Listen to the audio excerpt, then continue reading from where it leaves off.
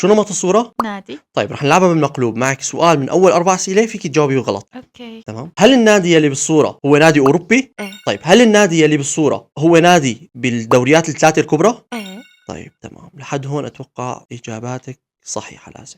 هل النادي يلي بالصورة هو نادي إسباني؟ لا. طيب هل النادي يلي بالصورة هو نادي إنجليزي؟ لا. ما ضل غير إيطالي، بس مستحيل. هلا أول 4 أسئلة خلصت، في شيء غلط بيناتهم، ما عم بقدر أفلتر، والله صعبة.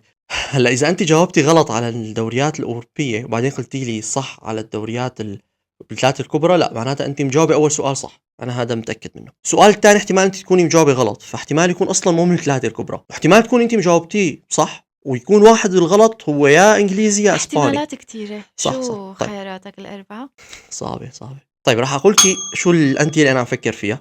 راح أبعد عن إسباني وإنجليزي لأنه احتمال عن جد يكونوا مالهم إسباني وإنجليزي. بايرن ميونخ، باريس سان جيرمان، إنتر ميلان، ويوفنتوس. ولا واحد. مم. سؤالك الخامس. طيب سؤال خامس لازم تجاوبي صح. ماشي. الفرصة هي بأول 4 أسئلة. اوكي. خليني أسأل سؤال يا بده يصيب يا بده يخيب. هل النادي اللي بالصورة وصل للدور نصف النهائي بدوري أبطال أوروبا هاي السنة؟ ايه. حلو. لانو باريس ولانو إنتر ميلان، يا برشلونة يا أرسنال. معناها واحد من الأسئلة الغلط كان تبع إسباني أو إنجليزي. خلص هختار برشلونة. هل النادي اللي بالصورة هو برشلونة؟ ليش ربحت؟ خلص لأنه برشلونة.